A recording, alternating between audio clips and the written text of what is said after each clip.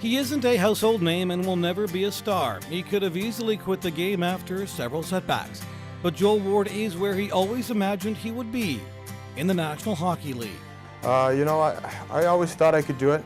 I didn't know when or where or how, but I always thought, given an opportunity, I thought I could obviously make the most of it. And sure enough, it's slowly coming here, and I just got to keep kind of plugging away. You could call Joel an overnight success, but that wouldn't be fair. His journey is 28 years in the making. After graduating from the Toronto minor hockey system, Ward was drafted by Owen Sound of the Ontario Hockey League in 1997, a 15th round pick, 260th overall. We sat there and, it was only me and the ushers left in the building by the time I got selected, so it was a good feeling, obviously, and just to be drafted to anywhere was great, so, just kind of rolled on from there. After a surprisingly successful 4-year junior career, Ward played 8 playoff games in the now-defunct West Coast Hockey League for the Long Beach Ice Dogs. A tryout with the Detroit Red Wings followed before he tagged along with a friend to the University of Prince Edward Island. Ward played 4 years there, was named team MVP 3 times, and graduated with a BA in sociology. And kind of somewhat showcased myself a little bit, and I got a good opportunity. We played an all-star game against the World Juniors.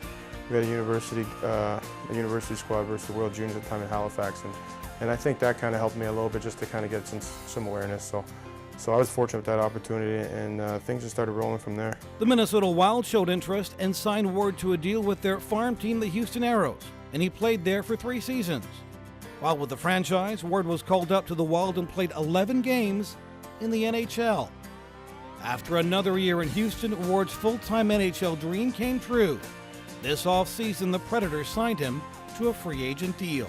I came into camp and as I said, it's the same approach over and over, and just to kind of stay focused, and things started to work out pretty good each day, just kind of going by. I felt more comfortable on the ice and making plays and whatnot, and I just knew if I got into a couple of games, an exhibition game or two, I thought I could kind of believe to myself that I could maybe make this roster.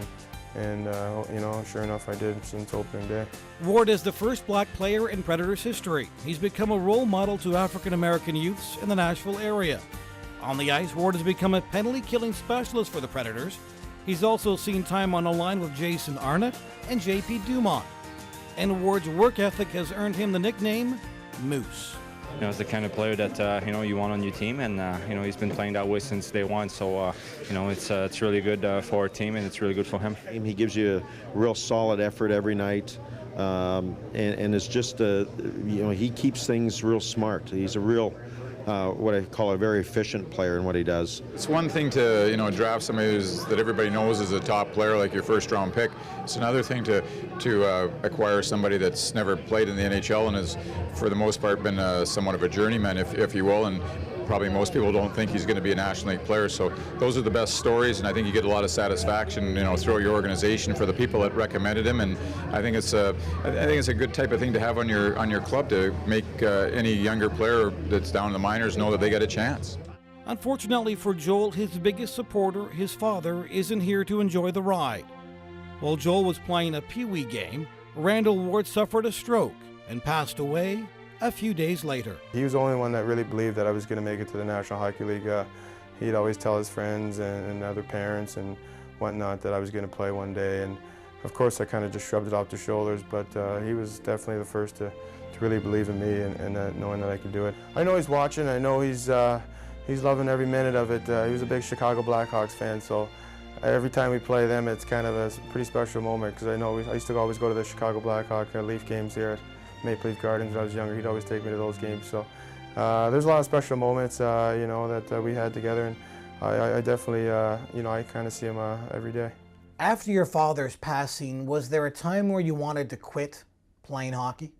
Never. No, I wanted to play, the next minute I could. I loved the game, and that's what my father would want for me. Your mom's influence obviously was quite huge, wasn't it? She sacrificed a lot. I actually say a little too much at times, I'd say, by taking my older brothers too to hockey at times, and then, obviously she had my mother's a nurse, so she was battling, just working 2 jobs just to kind of afford to pay for registration, and you know, at the same time taking shifts off work to just to make sure I kind of got to the rink after school and make sure I kind of got the games on time. So she's been huge. I remember a lot of times where, you know, there's sometimes where I'd have to even stay at my mom at the hospital, you know, overnight, and just so she can kind of bring me home from hockey and at the same time do her shift at work. Do you ever sit back, Joel, and kind of pinch yourself to say, I can't believe I'm here?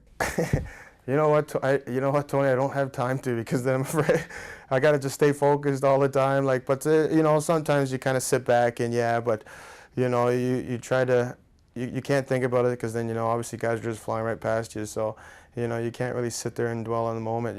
You just kind of, you know, that's what the summers are for, I guess, to look back on the year. But I think I've been in a position to kind of just really, you know, just stay focused at the task at hand here and just kind of go with it. But obviously, you know, it's been a great opportunity for sure.